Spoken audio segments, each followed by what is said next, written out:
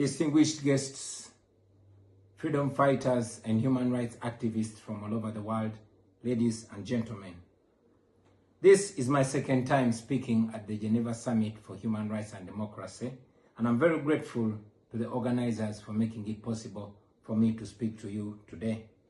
In 2022, I spoke about a country that I call home, Uganda, a nation of 50 million people living under the violent military dictatorship of General Yoweri Museveni, who has for 40 years twisted the law and used the military to stay in power. I told you of how I ran for president against him in 2021, how it was the most violent political campaign yet, and how he massacred hundreds of our people on the 18th and 19th of November 2020. How he shut down the internet on the eve of the election, imprisoned me inside my home for weeks, and then declared himself winner of the 2021 presidential election. Now, it is 2026, and here I am again, speaking to you at the Geneva Summit. Nothing has changed for the better, only going from bad to worse. Despite what happened in 2021, we were driven by hope to give it another try. So in 2025, I announced that I was running for president again. For 112 days, I traveled across the country campaigning, and the population turned up overwhelmingly. Yet again, our campaigns were violently attacked, our supporters were murdered, we were blocked from reaching many places, and were also blocked from several media stations. As usual, Museveni shut down the internet again, this time 3 days to the election. And what happened thereafter was not an election, but a military operation. The election was so rigged to the point that even at the polling station where Museveni voted for, he got much more votes than the actual registered voters in the register on that polling election. Our polling agents in several places were arrested and whisked away. Several of our party officials were arrested and many abducted. 2 female deputy presidents of our political party were abducted and held incommunicado in a military barracks for 3 weeks before being thrown into a prison where they are languishing right at this moment. The military was deployed on our streets, shooting on spot whoever dared to challenge the criminality. It was under these circumstances that Museveni yet again declared himself winner of the election, this time with over 70% of the vote. Right now, I'm speaking to you while in hiding. This is because as soon as the election was finished, Museveni's son, who is also chief of the Ugandan military, issued an order to take me to him, dead or alive. The military acted on his order and raided my home. They tortured my family members, humiliated and undressed my wife, accusing her of hiding me. Meanwhile, they were recording and taking pictures of her, which the military chief later on shared on Twitter and bragged about capturing my wife. They also took over my home and surrounded it, and they are occupying my home as we speak right now. My wife and children had to flee the country for fear of their lives. I am in hiding, but I don't want to be in hiding. It was necessary, though, for me to keep in hiding so I can stay alive and be able to speak to you right now.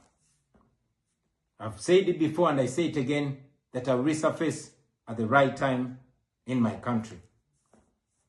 I feel like the international community has abandoned us. They've ignored us and they've left us to the fate of dictators. When I ran for president in 2021, Museveni and his thugs denied their crimes.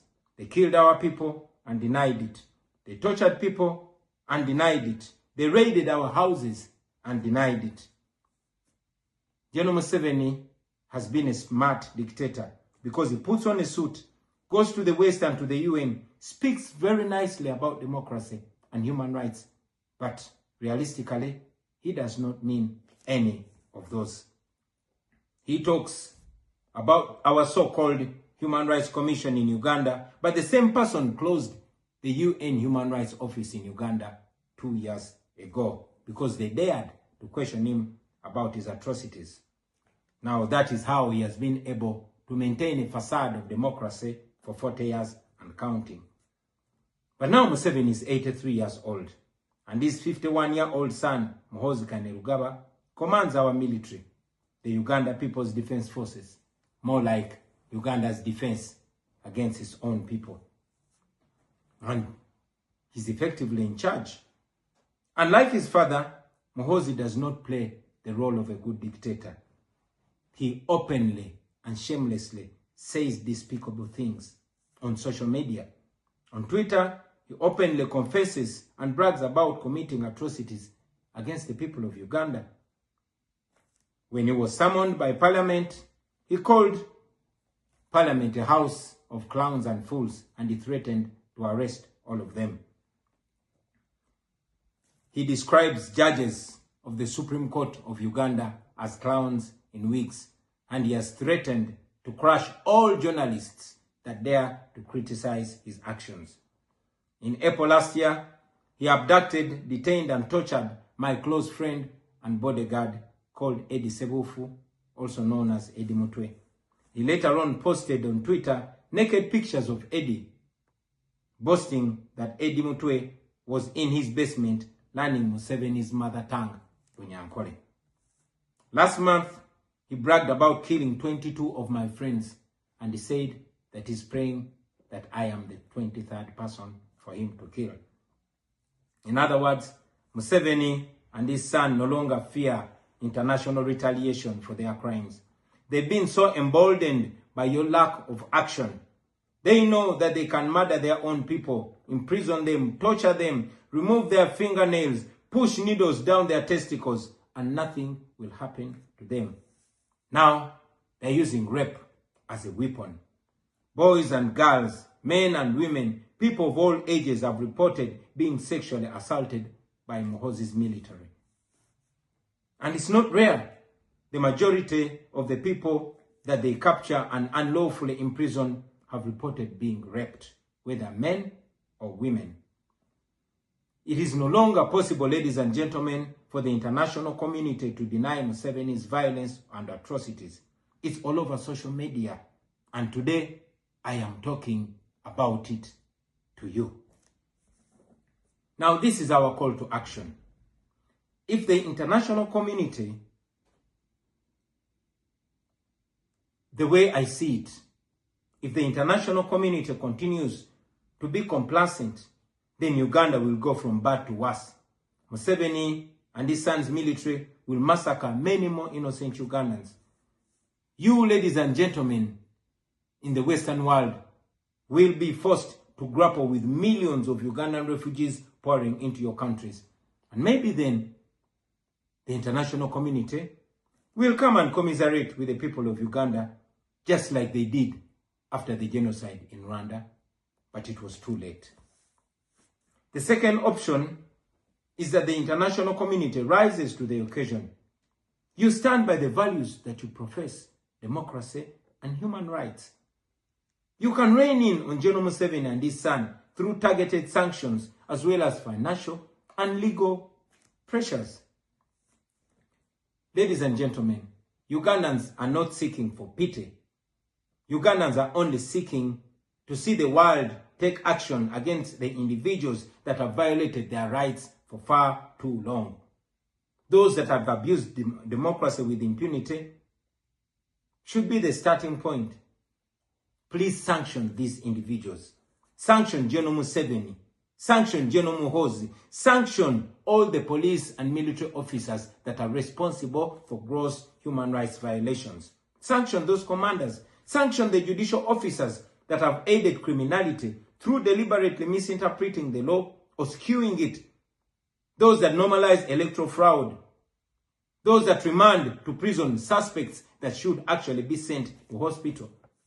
Sanction these individuals because their combined efforts in the last election effectively give autocracy a blank check to rule over the people of Uganda for 5 years.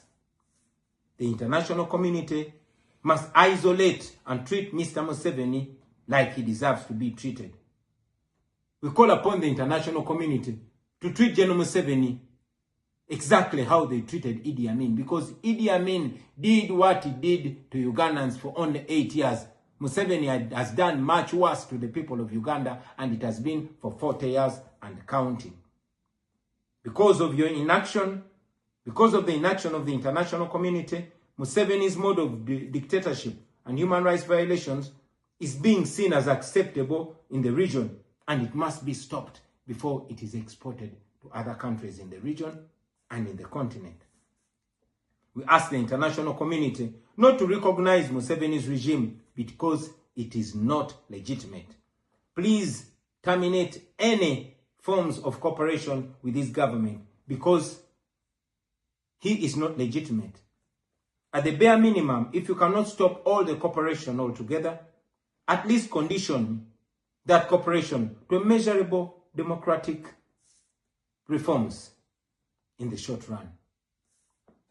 On our end, as the people of Uganda, we are committed to non-violent means of changing our country, non-violent means of putting an end to this 40-year-old dictatorship. And you can be sure that the people of Uganda will sooner or later free themselves, because oppressed people cannot stay oppressed forever. With your help, friends, with the help of the international community and development partners, we can change our country. We can liberate Uganda before it is too late. I thank you for listening to me, for God and my country.